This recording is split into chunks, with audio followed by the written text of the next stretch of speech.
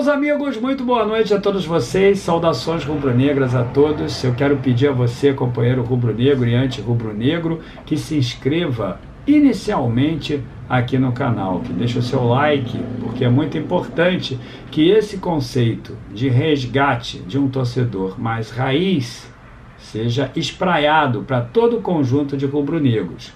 Não que eu entenda que ser raiz significa concordar comigo incondicionalmente. Não, não é isso. Ser raiz, meus amigos, é apresentar a opinião que seja concernente ao seu sentimento, que seja desprovida de estratégias de marketing para poder angariar likes, para poder angariar inscritos, ou seja, aquele que realmente versa sobre o que sente, aquele que é desprovido de qualquer estratégia. Então eu queria pedir a você, companheiro rubro-negro, para se inscrever nesse canal, porque concordando ou não comigo, a expressão das minhas palavras significa tão somente lhes dizer aquilo que sinto, aquilo que percebo, aquilo que analiso. Meus amigos, a temática ela é polêmica. Eu quero dizer a você que se não quer polêmica, que desista desse vídeo imediatamente, porque é polêmico, porque precisa ser controverso, porque alguém precisa bradar contra o Flamengo comprar um jogador que até hoje, na carreira, não provou que vale 1 milhão de euros. Quanto mais 10 milhões de euros, que é aquilo que teoricamente o Flamengo quer pagar por esse jogador ao Manchester United. Tudo começa, meus amigos, quando o Flamengo, por não ter vencido nada no ano de 2020, ganhou um brasileiro, mas não cumpriu as suas metas de planejamento estratégico, percebe que precisa vender algum jogador para conseguir subsistir. Lembrando a vocês que o ano de 2020, sob o ponto de vista econômico e financeiro, foi muito ruim para o Flamengo justamente por isso. Porque o Flamengo não conseguiu. Dizem que foi a pandemia. Eu discordo. Teve uma participação, porém pequena. O que foi de mais substantivo do problema foi o fato do Flamengo não ter vencido as competições. Foi o Flamengo não ter chegado sequer às semifinais de duas competições, a Libertadores e a Copa do Brasil. Portanto, teve necessidade de vender um jogador e o fez com o Gerson, por um valor, meus amigos, que jamais conseguiria repor no mercado o que ele entregava. Qualidade, a energia, a garra, a competência do Gerson realmente não valia aquilo que o Flamengo vendeu. E nem tampouco no elenco.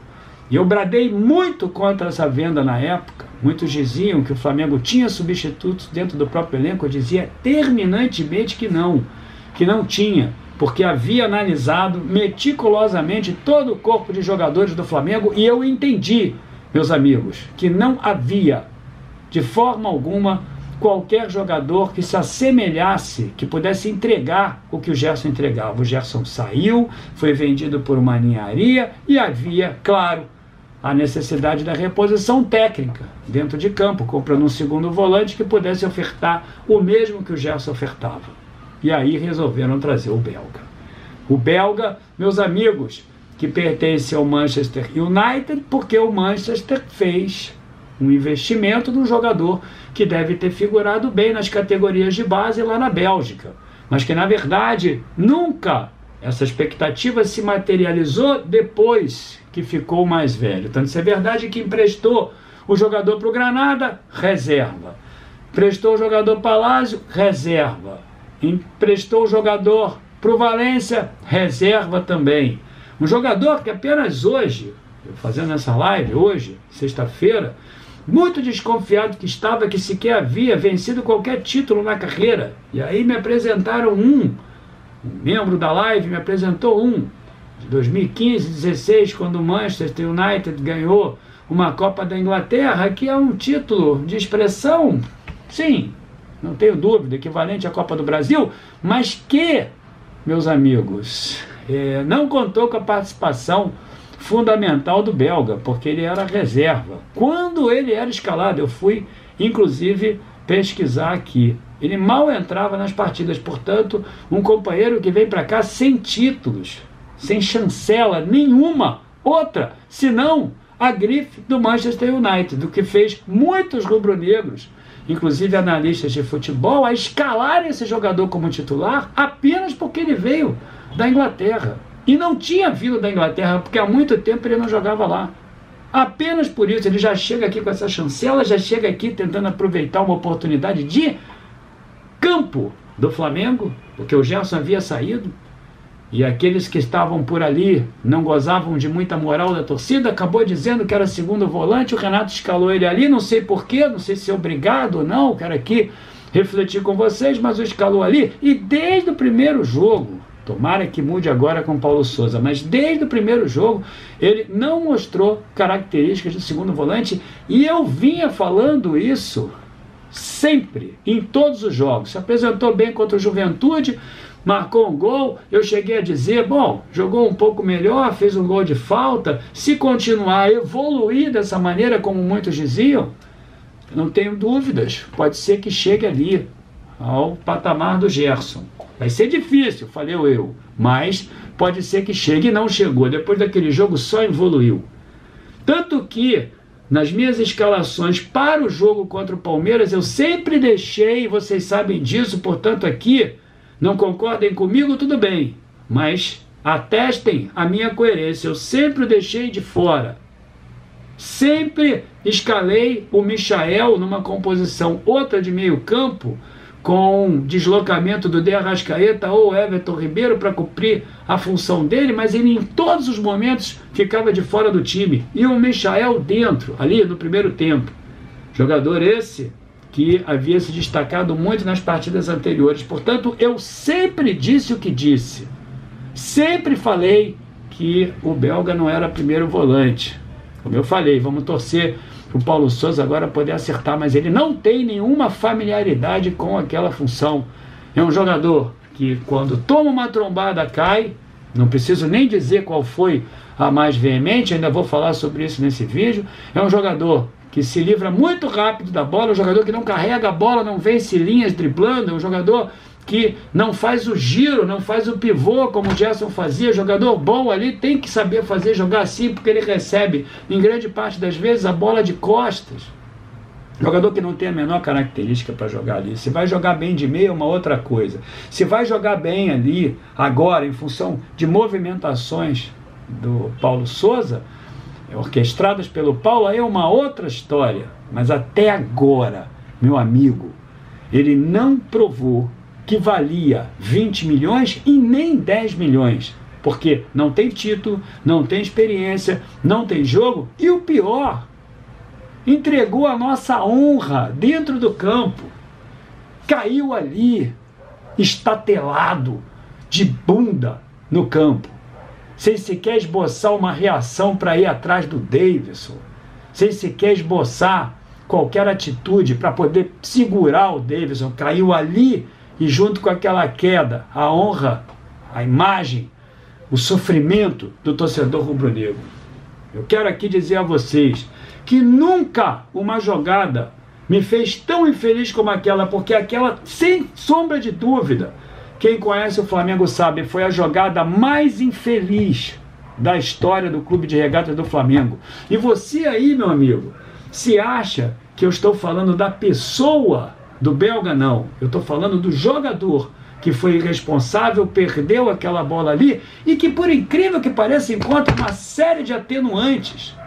Por incrível que pareça, encontra uma série de defensores querendo dividir o erro dele com outros, como o Michael, que perdeu o gol, como o Gabigol, que perdeu o gol, algo completamente desproporcional. Há quem diga, inclusive, que a falha do Neneca numa quarta de final da Copa do Brasil foi tão importante quanto a dele na prorrogação de uma final da Libertadores. O Flamengo nunca perdeu um título, uma decisão tão importante como essa, e ainda mais da maneira que foi. E você aí, companheiro, não quer que eu fique chateado com isso. Você não quer que eu diga para você o sofrimento pelo qual esse jogador me fez passar, porque o Renato Gaúcho foi punido. Ele foi demitido. O Neneca, quando errou lá atrás, ficou 9 meses sem entrar dentro de campo. Foi punido também, e até hoje carrega a insegurança da torcida do Flamengo, mesmo com o Diego Alves falhando tanto em função daqueles erros que ele cometeu lá atrás, ou seja, o garoto não tem nem a possibilidade de tentar se recuperar. O que eu também não nego para o Andrés, apesar de que ele, meus amigos, o que fez é irreparável. Nós perdemos uma final de Libertadores para um time rival nosso aqui no Brasil daquela maneira. Eu acho que você aí, companheiro, ainda não parou para pensar em tudo aquilo. Você fica aí se deixando levar por esses argumentos de que errar é humano, mas se você errar, o teu chefe não vai dizer que aquilo ali foi humano, ele vai botar um pé na sua bunda e você vai ser demitido. Você aí, companheiro, que perdoa, você aí, meu amigo, que atenua, você pode ser até mais nobre do que eu, se você realmente estiver falando a verdade. Mas se você estiver sentindo ao contrário, se você ali naquele momento xingou ele pra caramba, e eu nem consegui xingar, porque caí no chão, é verdade, chorando, meu pai tendo que me levantar ali, eu não tenho vergonha de dizer isso não. E eu juro pra vocês que isso é verdade. Eu não vou aqui, de forma alguma, ganhar mais inscritos em função disso, não. Foi a pior jogada. Eu fiquei sem ação, não conseguia nem xingar esse companheiro. Que ainda é santista. Que além de não pertencer ao Flamengo, ainda é santista. Fanático. Ainda faz juras de amor ao Santos. Nem do Flamengo ele é. E se não valia 20 milhões, também não vale 10 milhões.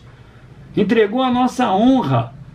Está agora aí provido de uma estratégia de marketing que me parece até que tem robôs defensores daquela jogada, como se na verdade aquilo ali não tivesse representado a pior vergonha. Você aí, companheiro, não quer me deixar nem sentir raiva daquele lance.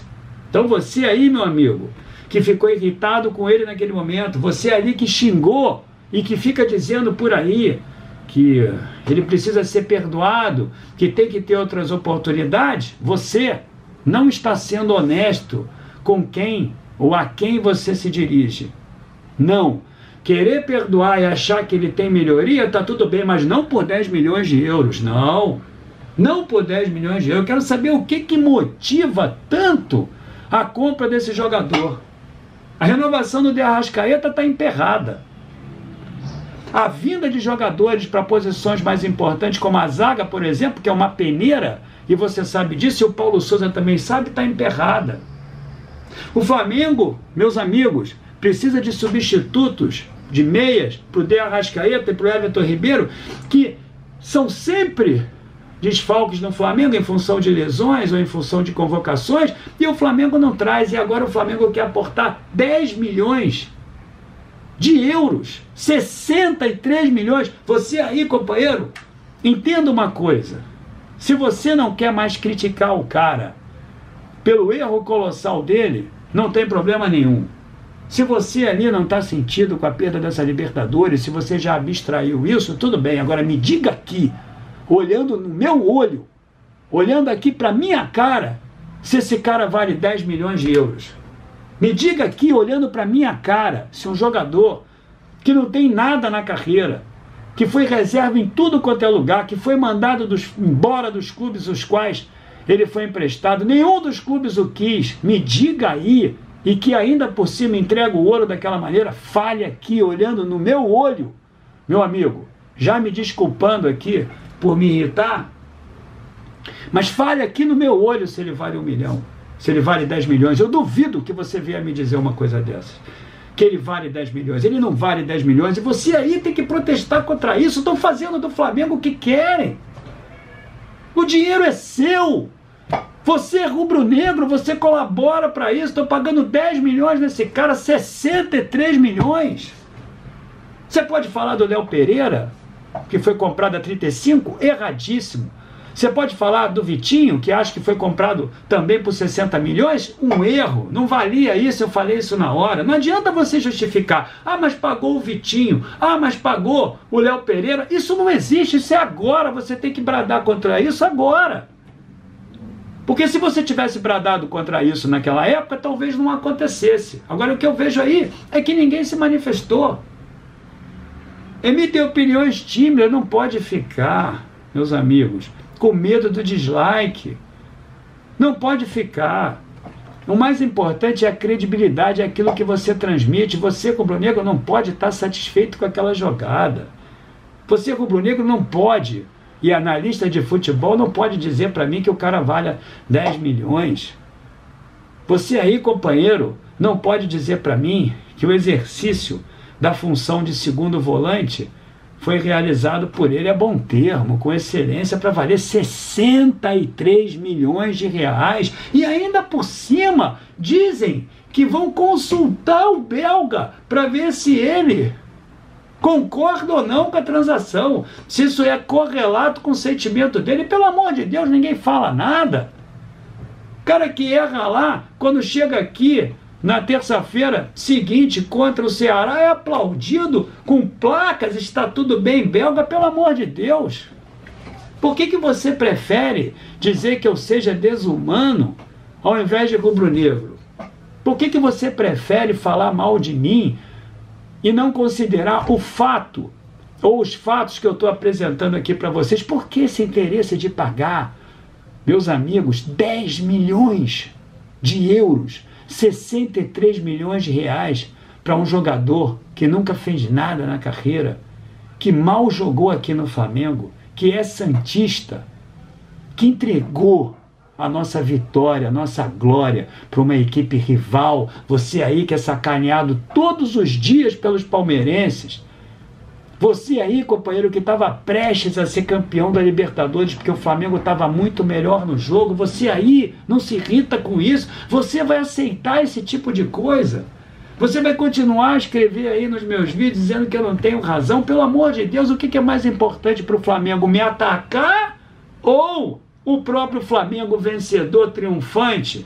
Ou uso e fruto do dinheiro que você ajuda o Flamengo a arrecadar de maneira a contratar jogadores que nos façam campeões de volta?